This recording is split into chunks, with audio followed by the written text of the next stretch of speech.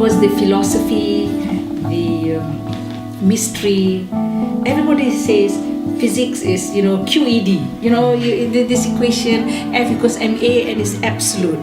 But it's not, Yeah. So I discovered that despite the fact that physics was very precise, it is not absolute. It's two different things. And that involves the philosophy, and to me, the mystery.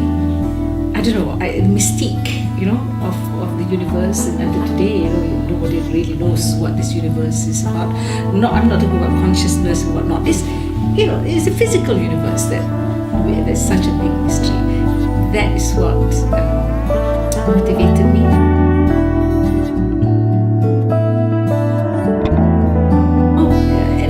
What I was interested in, because I didn't know at the time, was is this not being it's being creative. I mean, it's not having absolute answers, and that was the only thing that I had at that time. English literature and art, you express yourself in some way. But if they had taught me philosophy, then I would have known that what I was really interested in was philosophy.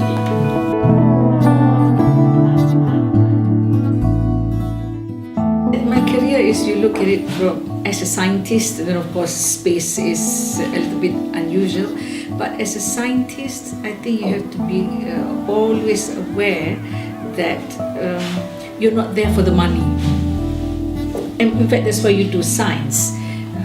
Your motivation is not about money. If you want to talk about money, you're going to do economics or accounting or something like that. But scientists are moved by something else, and that is what you have to be true to. And so when people do certain things that negate that value, for instance, that you feel that you must be promoted as a professor, or if you want to publish only because you are paid 5,000 ringgit per paper, that goes contrary to the values that you should have as a scientist. That is the first thing you have to overcome. But of course, as an incentive, universities nowadays they give money every time you publish a paper, or write a book, But you have to know your true self. As a scientist, there are, whether you like it or not, sacrifices to be made. You spend more time in the lab. But I don't know, I believe that reward is in you having accomplished something.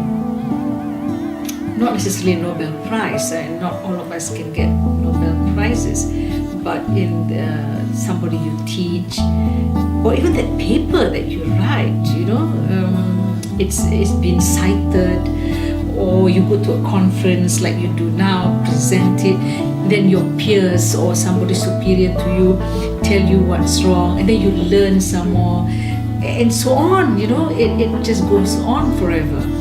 Now that is what should motivate a scientist. Of course, you need a salary to feed your children or drive that car. I understand all of that, what we call the hygiene factors. But to be really somebody great and eventually achieve that Nobel Prize, okay, let's just go for that Nobel Prize, then it's not the salary. It's something inside, this innate desire, passion to uncover secrets, whatever it is. So that is firstly you must have. Now that I'm speaking as a scientist,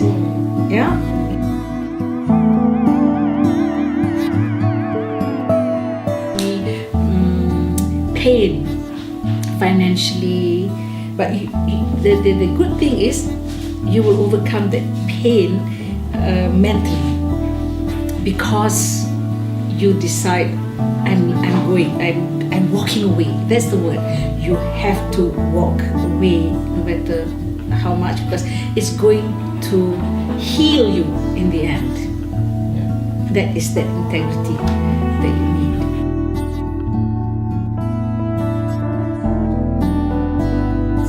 boarding school really molds you and makes you a person that you are really not sometimes to start with. Oh yeah, it can. Imagine 7 years.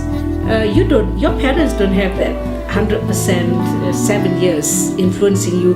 Ring the bell. You know, it's like when you see those experiments where you ring a bell and then the rabbit does something and then you ring the bell again. Well, that's how we were for 7 years. Yeah.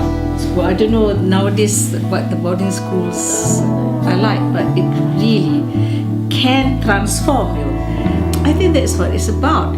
You develop a sense of discipline because if you deviate too much from a particular schedule, things sort of get messed up. You have only yourself to blame because the system is there and you have to fit in, but does not mean you have to conform. Because there are ways in which you can still, to me, explore things and really be yourself. And that's what I enjoyed most about TTC. I was able to explore and be myself without my parental backup system. And you know, the peer backup is very hard. Children can be very cruel. So you learn to survive.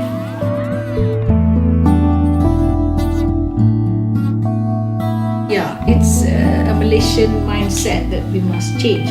Because if you look at some universities, when they look at you, you know you have your profile, which you send to universities to see whether they accept you. Of course, if all of us get the same SAT, let's talk about SAT results, but what distinguishes one person from another? It's the things that you do outside of school. And let's say you want to go to Harvard or MIT, they see who you volunteer for, have you worked in a refugee camp, that sort of thing. And for a lot of these people who want to be successful in life, you can plan this. Kita ni tak biasa plan these sort of things. You build up a profile, and that profile includes volunteerism. Yeah. Internship, of course, it gives you, somebody has looked at you from the perspective of an employer, potential employer. That's fine. But what really makes a person different is who you volunteer for, what you volunteer for, and they build up that profile quite deliberately.